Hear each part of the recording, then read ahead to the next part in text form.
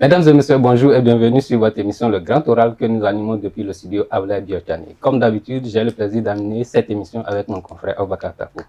Bonjour, cher confrère. Bonjour, cher confrère. Bonjour à l'honorable député Chantal Aïe. C'est une grande dame que nous recevons sur ce plateau, une dame qui imprime sa marque sur la politique béninoise comme sur le sport béninois. Il s'agit de l'honorable Chantal Aïe, membre fondateur du Bloc républicain, membre du bureau politique du Bloc républicain. Elle est deuxième questeur du Parlement, 9e législature. Elle est députée depuis la 8e législature. Madame Chantal Aïe, bonjour. Bonjour. Bienvenue sur ce plateau. Je laisse la latitude à mon confrère de vous poser la première question. Merci.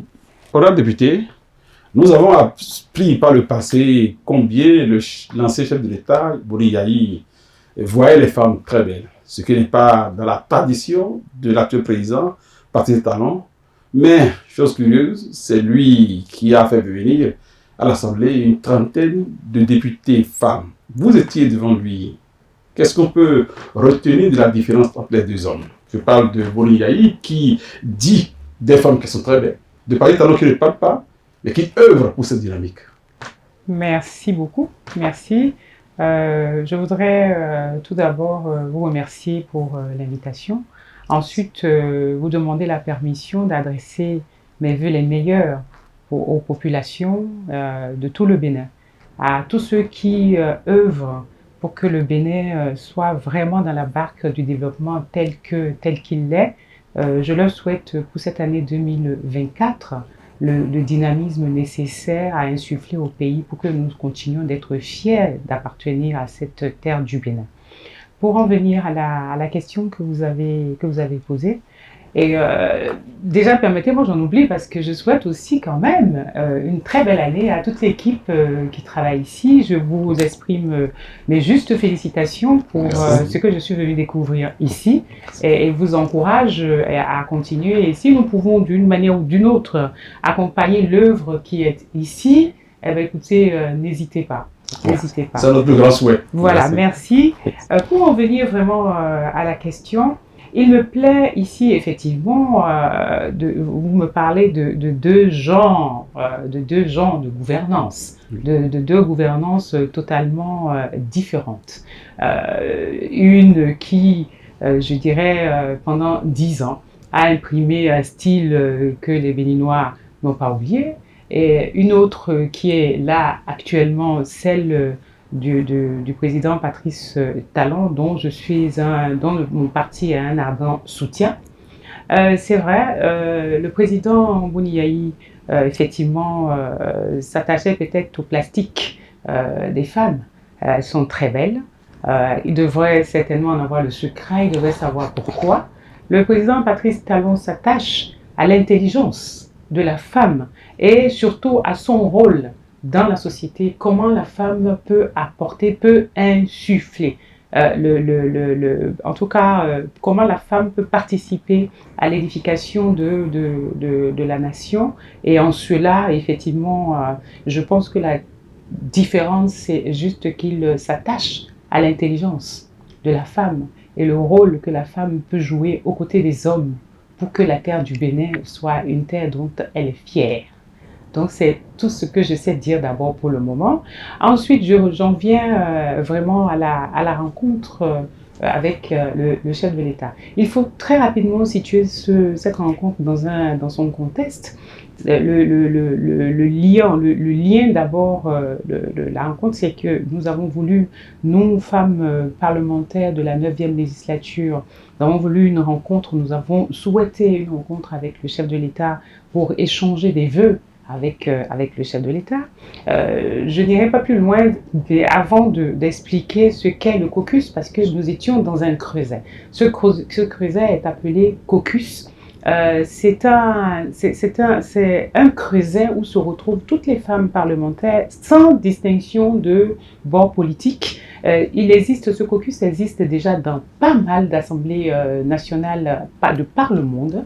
Pour quelques exemples, le caucus existe en Angola, en Algérie, au Rwanda et en Côte d'Ivoire, pour ne citer que ces pays-là. Et de cette rencontre, il a juste été question effectivement de présentation de vœux.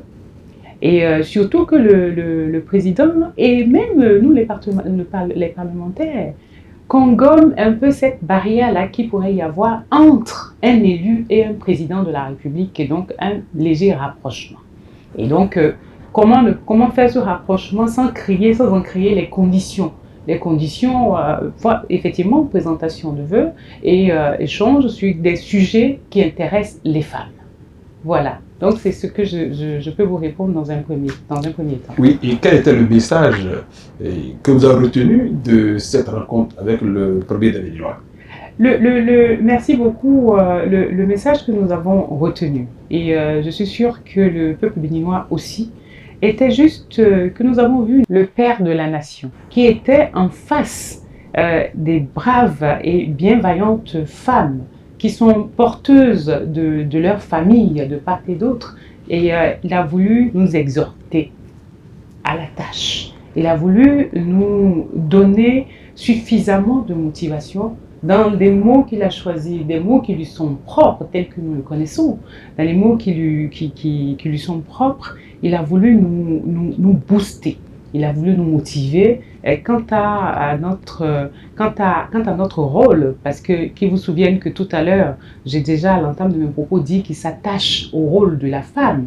Il a voulu impulser un peu une meilleure organisation de ce rôle-là, pour que nous, femmes, nous puissions créer l'émulation auprès de nos autres sœurs de tout le Bénin, pour qu'elles aient envie de faire comme nous, puisque nous pensons que nous ne sommes pas encore assez nombreux pour impulser, pour jouer le rôle qui est attendu de nous au niveau de la société. Et quoi de plus normal que nous puissions prendre quelques tuyaux auprès des premiers des Béninois pour pouvoir embrasser un maximum de sœurs à faire comme nous et à être dans l'arène politique. Et toujours concernant cette rencontre, nous avons eu dire que des militants démocrates, les opposants en l'occurrence, ont fusillé le fait que des femmes de leur bord soient allées raconter le chef de l'État, soit dit en passant, à leur insu, et qu'ils souhaiteraient qu'on les blâme. Quel message vous avez apporté au niveau de ce parti politique et de cette réaction-là? Vous me permettrez d'abord d'y aller étape par étape. Je ne suis pas sûre que cette réaction soit la réaction de ces grands messieurs, de ces grandes dames qui font la machine du parti Les Démocrates. Je ne pense pas. S'il est arrivé que les démocrates aient voulu répondre à une rumeur, à des rumeurs, je pense encore que ce serait un peu compliqué de l'affirmer ici, parce que ce sont des hommes et des femmes pétris d'expérience politique qui se retrouvent dans les démocrates. S'il s'est agi de très rapidement resituer le contexte dans lequel les femmes élues parlementaires démocrates ont pu se retrouver à cette séance avec le chef de l'État, ça c'est le rôle qui leur revient, parce que ils ont un terrain à garder, et ça on peut le comprendre. Mais en même temps, ce qu'il est absurde de vouloir comprendre, c'est quand nous disons caucus, et que le caucus est constitué des 29 femmes parlementaires, comment pouvait-on soustraire les élus parlementaires, les femmes parlementaires et députées LD de cette rencontre-là avec le chef de l'État?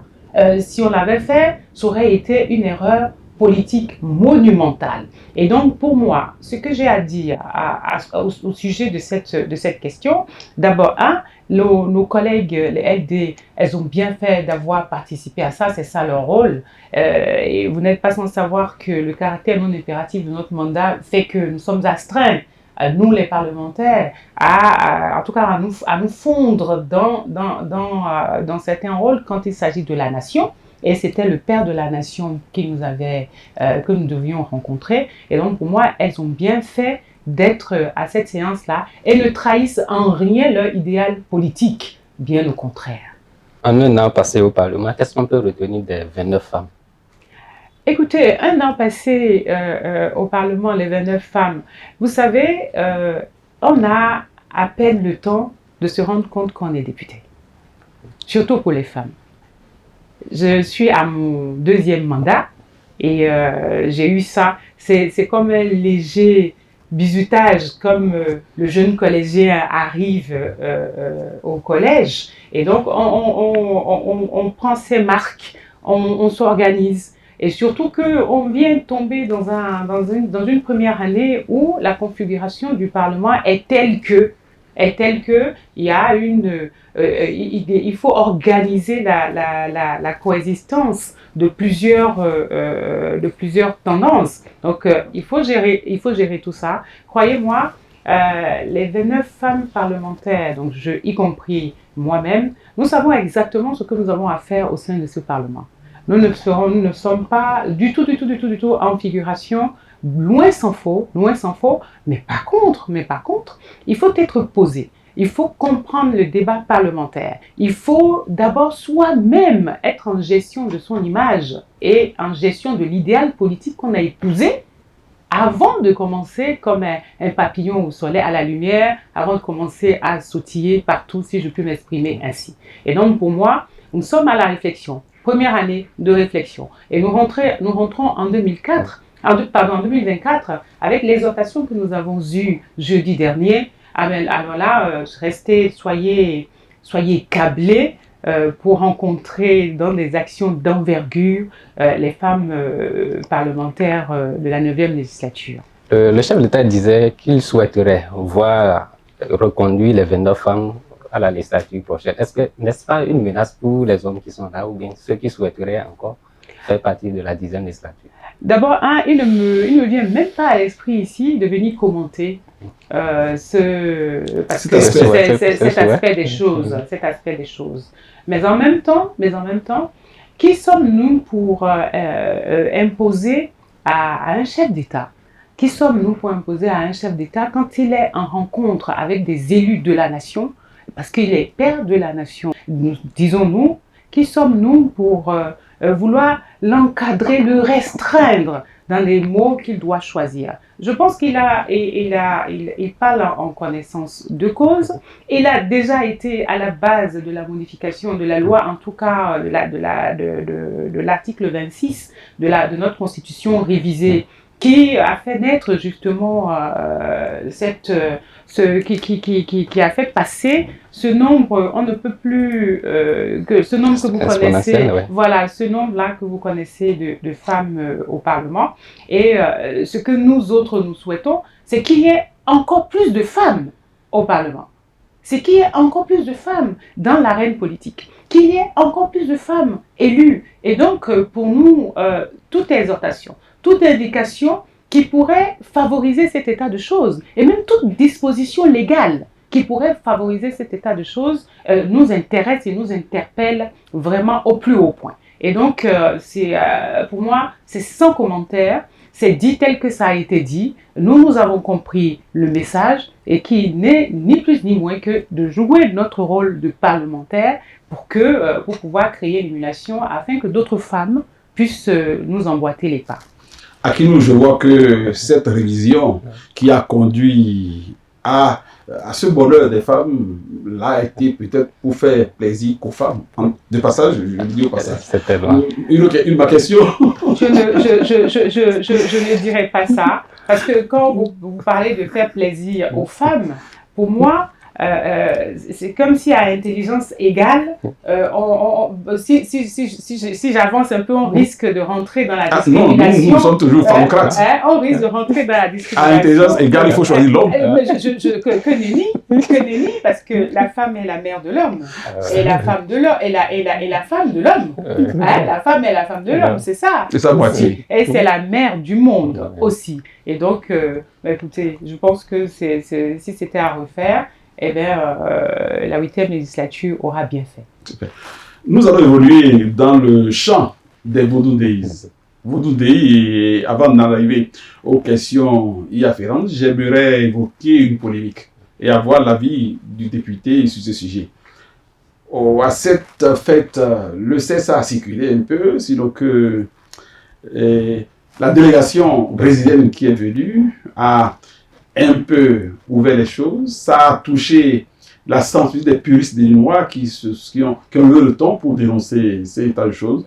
Voilà, député, vous qui êtes défenseur des femmes, vous qui êtes en plein dans la position de l'État, cet écart des choses, ça vous a heurté aussi?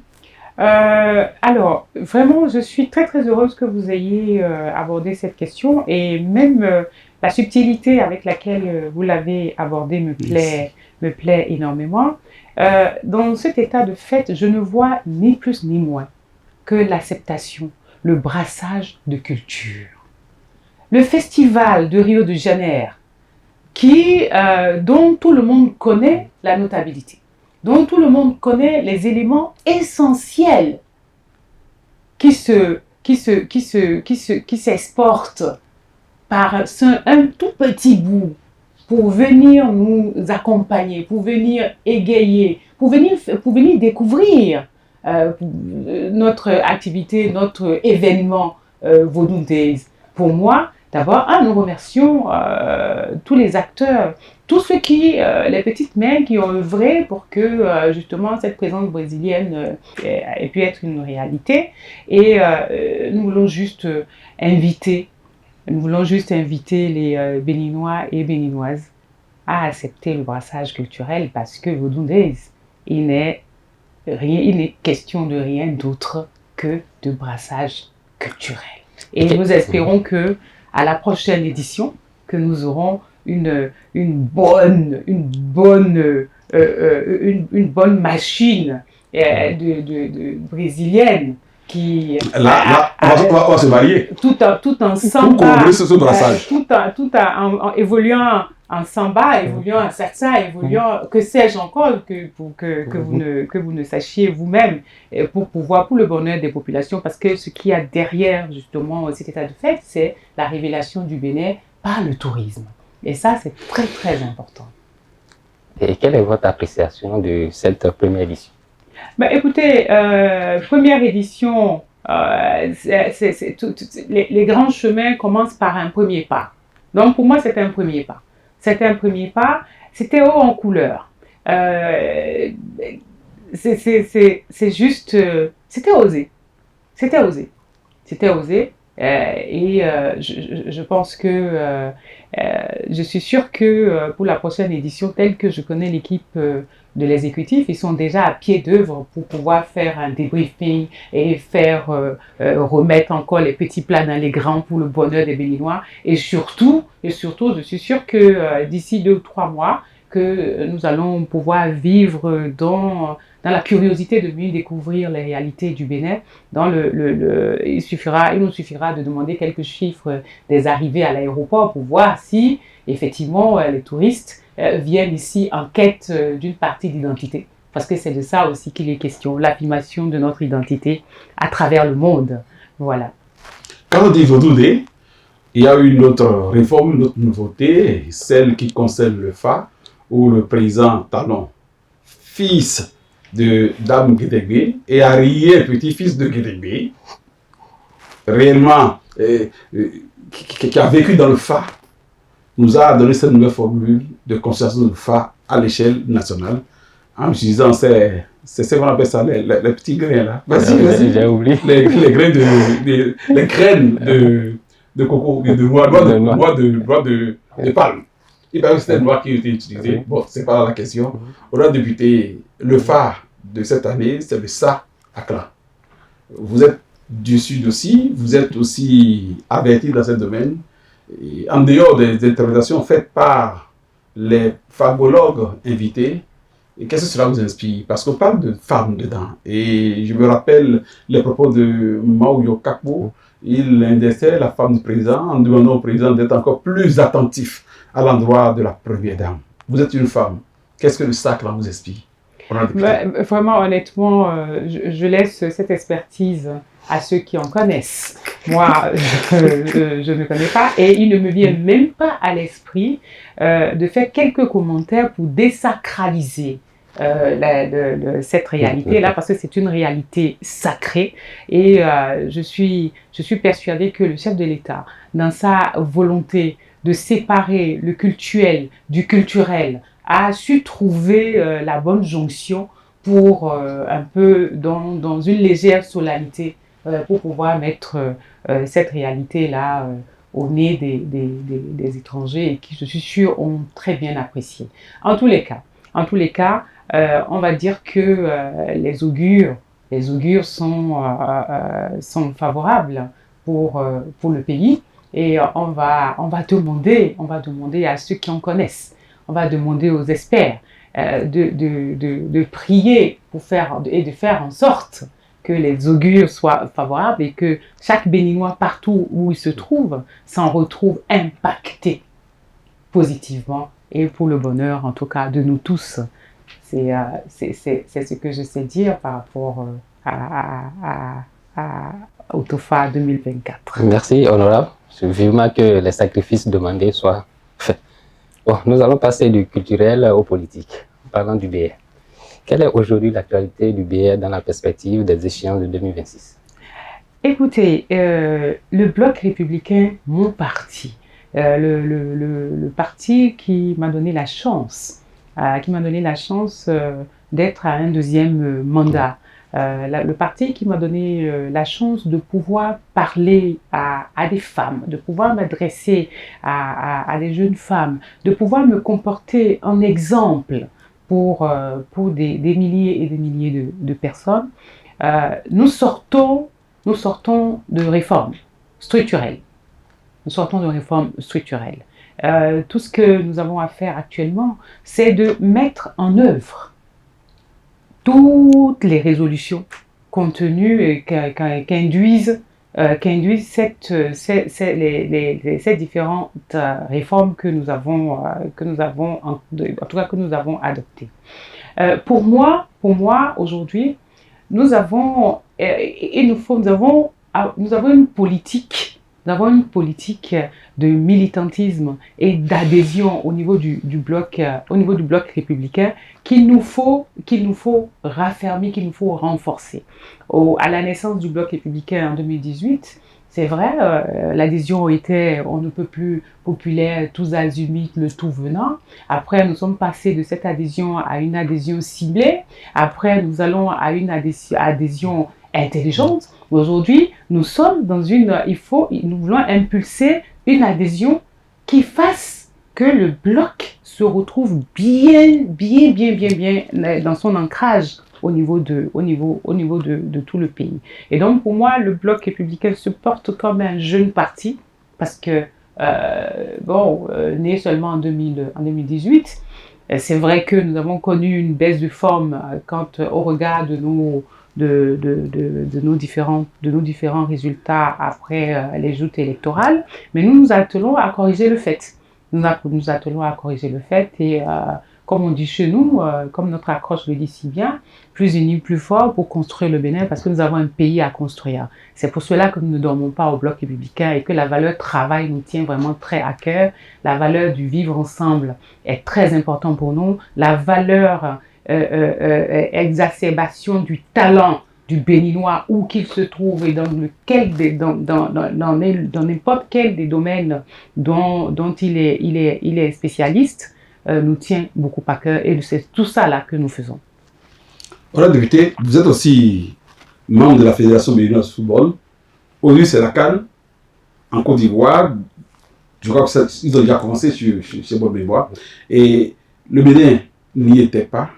Est-ce que le Bénin sera à la prochaine CAN au vu des réformes dont la Fédération, le football béninois est l'objet aujourd'hui? Écoutez, merci beaucoup pour cette question. C'était un vaste chantier. Je vais d'abord commencer par souhaiter une bonne fête à tous les acteurs qui tournent autour du football dans le monde entier, donc aux fêtières et aux différentes fédérations dans toute l'Afrique. Souhaiter beaucoup de courage, beaucoup de témérité, de dextérité au pays organisateur qui est la Côte d'Ivoire et demander juste au peuple béninois d'être un peu patient. Les réformes que nous sommes en train d'embrasser, les réformes autour desquelles nous travaillons, et croyez-moi, nous travaillons vraiment et nous le faisons cette fois-ci en bonne intelligence avec le ministère des Sports et la Fédération, vont nous amener en tout cas à une certaine présence à la CAN prochaine, plaise au ciel et fort du travail que nous sommes en train de faire et surtout que la volonté politique y manifeste est là et qui veut accompagner la discipline. Honorable, vous avez parlé de patience. Voilà que le Bénin n'est pas patient. L'entraîneur qui est là, Gernot, on n'a pas encore donné une première victoire à l'équipe nationale. À quand cette première victoire-là en tant que membre du comité exécutif de la fédération? D'abord, je prononce le nom de Gernot avec beaucoup de respect. C'est un titan en matière d'expertise footballistique. Et c'est une chance pour notre pays de pouvoir compter sur son expertise. Et il est animé d'une volonté de vraiment accompagner, de mener notre équipe à une qualification. C'est vrai, on n'a pas pu réussir ça cette fois-ci, mais qui est mieux que nous-mêmes pour savoir détecter de quoi souffre notre football? Et le premier des Béninois, je ne sais pas si vous l'avez vu, sur un petit élément viral qui est passé sur un des canaux sociaux, l'a dit, on ne peut plus clairement, la patience entend le travail entend l'effort, et l'effort au bout du bout donne le succès. Et donc, personne n'est couché là à attendre que ça se fasse. Personne ne se met là les doigts de pied en éventail à se dire que bon, on attend que les oracles ou on attend que quelques gris-gris que ce soit nous donnent la victoire. Non, pas du tout. Nous travaillons à ce que notre équipe, nos différentes équipes, quand je dis différentes équipes, je parle aussi bien du football féminin que du football masculin et d'ailleurs de toutes les autres disciplines dans le sport. Nous travaillons pour que, en tout cas de concert avec l'exécutif, pour que cette qualification-là vienne. Nous sommes quand même le pays du vaudou, il faudra qu'on puisse intimider les autres à travers au moins... Pourquoi ne pas donner le vaudou à l'autre équipe? Pas d'amalgame. Pas d'amalgame, s'il vous plaît. Le football est très technique. Le football est très technique. À la fin des 90 minutes et les minutes d'arrêt de jeu, on compte le nombre de buts que les autres ont encaissés et on déclare celui qui est vainqueur. Et donc, c'est très technique. Voilà. Bon, nous n'allons pas laisser l'honorable député partir sans poser la question piège ou la question cœur. Pourquoi je dis question cœur? Bientôt 2026, dans la mouvance, on soupçonne Obia Wadani, on soupçonne Olivier Bokor, on soupçonne Johannes Dayon, on soupçonne même, complétez-moi, Djabouenou. Honorable député, quand vous dormez, vous qui êtes de la mouvance, vous qui souhaitez qu'après le pouvoir, que le président Talon, votre frère, grand frère, soit à l'aise. Qui voyez-vous pour succéder à cet homme afin que ces réformes perdurent et afin qu'il donne, lui, conseil un peu violent contre l'opposition, quand on sait que beaucoup sont dehors, en prison, et dès qu'il sera à la retraite, je crois que les gens vont hanter ses sommeils. Pourquoi parler de son sommeil? Vous pensez que le président Talon ne dort pas? Il dort maintenant, mais quand il va quitter le pouvoir, il ne dormira pas. Il dormira toujours. Comment? Il dormira toujours parce que... Avec les gens qui sont en prison, qui sont toujours en prison, les gens qui sont en exil, qui sont toujours en exil. Croyez-moi, on n'a jamais été à l'épreuve de la séparation des pouvoirs autant que par la gouvernance du président Talon. Pour moi, le président Talon ne s'est pas érigé, à ce que je sache, en juge. Il n'est pas la justice. Il n'est pas la justice. Ce sont les faits qui vous amènent devant des juges et le reste, le pouvoir. Mais il est le premier magistrat. Il est le premier magistrat, mais il n'a jamais dit qu'il avait des diplômes de droit. D'accord, très bien. Et donc, nous savons exactement, nous savons que le fait de la justice est séparé et donc la justice continue de faire son travail et que nous ne sommes pas en mesure de donner des avis ici. Et d'ailleurs, on n'en a pas des avis sur la question parce que quand la justice est en jeu, il faut pouvoir leur concéder toute la liberté nécessaire pour pouvoir quand même pouvoir dire son impartialité par rapport au fonctionnement de la justice. Et donc ça, pour ce volet-là, voilà ce qu'il me semble simple de dire. Alors, pour le reste, tout ce que vous avez évoqué, je préfère dire tout ce que vous avez évoqué. Non, Mais vous connaissez les détails, madame. Nous n'en sommes pas là. Nous avons un pays à construire. Nous avons encore plus de 2 ans d'un PAG à réaliser. Mais où est l'urgence pour nous de parler de tout ce dont nous parlons? En apparence, tout au moins. Je vois que l'ordre de vérité fuse cette question. Ah ouais. Non, ce n'est pas une fuite. Non, je ne demande pas l'ordre de vérité. permettrez, Je ne demande pas la position du parti politique. Oui. vous me Je parle permettrez. de la personne vivante, Chantal Aïe. Oui. Quand elle dort, qu'elle se réveille, elle qui a pour souci que le président Talon, à sa retraite, vive bien, mieux dans son pays, qu'elle trouve. Mais le président Talon, mais finalement le meilleur de tous, parce que, vous savez, le meilleur, comme on ne peut plus le meilleur de la classe, il a souvent tout le monde contre lui, même si tout le monde veut faire comme lui, même si tout le monde veut lui ressembler. Surtout les journalistes de la presse écrite Ah oui. qui estiment qu'ils sont brimés. Ah oui. Mais non. Presse Mais privée, presse privée. mais non. La preuve, je suis venue trouver ici une œuvre qui me plaît, à l'intérieur de laquelle je m'exprime avec aise. Et donc, vraiment, vous aurez du mal à justifier que... vous aurez du mal à justifier justement votre malaise et tout. Mais donc, pour moi, je pense que il arrivera le temps où on aura l'opportunité que les cartes, de pouvoir lire les cartes parce qu'elles seront très claires. Mais pour le moment, nous avons un pays à construire. Il nous reste plus de 2 années d'un PAG à conduire à son bon port parce que nous aurons un bilan à défendre. Et c'est ça qui est le plus important pour nous.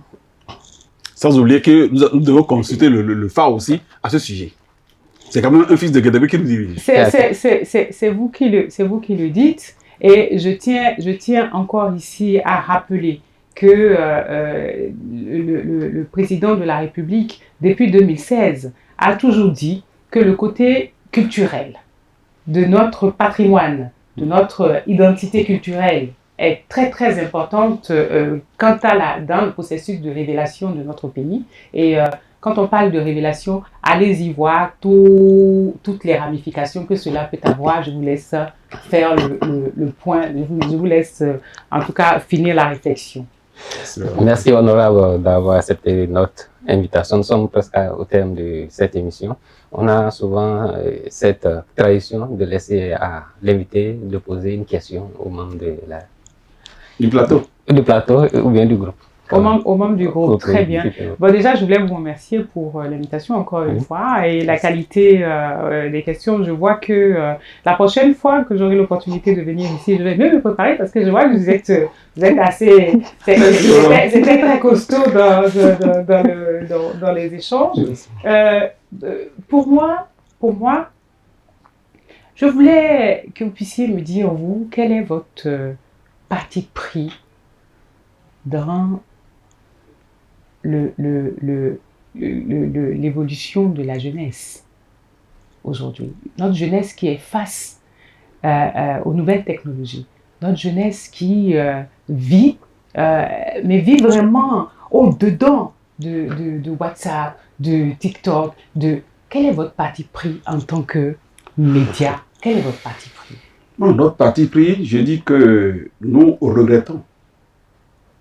Et une certaine faiblesse de ton du côté de l'exécutif, des associations non gouvernementales, face au phénomène TikTok, où la dépravation a élu domicile sur ce réseau social. C'est vrai que le chef d'État a initié la traque contre les cybercriminels, qui en fait est une très bonne chose. Si on peut l'élargir pour avoir une police des mœurs, afin d'épargner nos enfants de la menace qu'est TikTok. Est-ce que nous entendons? Où les gens peuvent se livrer à des ébats amoureux en direct. C'est au Bénin. Ce n'est pas notre culture, ce n'est pas les ramifications de Vodounéis, ce n'est pas le souhait du chef de l'État, ce n'est pas l'éthique à laquelle nous aspirons. Alors, nous faisons du mieux nous pouvons déjà. Nous dénonçons tous les jours, mais nos dénonciations restent un phénomène s'il n'y a pas un pouvoir qui prenne cela en compte et qui mette les moyens et la rigueur qu'il faut pour décourager ce genre de pratiques. D'ailleurs, vous avez appris en France, il y a la présence de couples homosexuels dans le gouvernement. Ce n'est pas notre problème. Mais ça donne des effets, ça fait des ébullitions ici, chez nous, sous les tropiques, et les gouvernants doivent être vigilants pour nous aider nos enfants. Sinon, tout ce que vous allez faire en matière de réforme, ça va s'écrouler s'il y a la perversité qui gouverne notre jeunesse. Nous dénonçons tout ce qui a trait à la cybercriminalité à travers, en relayant cette traque-là par la police républicaine et l'OCRC. Donc voilà. Et de la question d'une police des mœurs. Des mœurs au niveau de TikTok. Pour checker TikTok. Voilà. C'est réellement, c'est... Très bien. Voilà. Ben, écoutez, vous faites bien. Merci. Vous faites bien. Pourquoi, si vous me donnez quelques minutes, je vous dirai pourquoi j'ai posé cette question.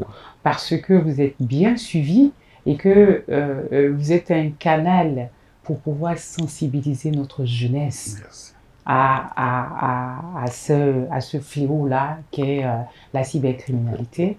Croyez-moi, le gouvernement ne dort pas. Le gouvernement, que ce soit au niveau du Bénin ou dans un ensemble de pays, dans des institutions aussi bien à l'international que sous-régionales, le gouvernement ne dort pas, mais c'est la sensibilisation qui doit nous aider à continuer de faire ce travail-là. Nous sommes tous des parents, nous avons des enfants, et à chaque fois que nous avons l'opportunité de pouvoir passer sur des chaînes, à chaque fois que nous avons l'opportunité de pouvoir parler, échanger avec des voix qui portent comme les vôtres, nous souhaiterions que vous vous associiez à ce combat-là pour pouvoir dire à notre jeunesse que tout ce qu'on attend d'elle, c'est de pouvoir travailler pour se réaliser, c'est de pouvoir faire honneur à sa famille, c'est de pouvoir faire la fierté de la nation béninoise. Merci, Aurore. Merci, l'appel est lancé. J'espère que la jeunesse aurait entendu cet appel-là et les autorités aussi, afin qu'ils puissent prendre les mesures qu'il faut, surtout du côté du Parlement, à travers le vote de certaines lois qui pourront accompagner le gouvernement dans cette traque. Honorable Chantal Aïe, nous sommes au terme de cette émission et merci d'avoir accepté notre invitation. Chers amis internautes, prenez le rendez-vous du prochain numéro. À bientôt. Merci. Merci. Oui.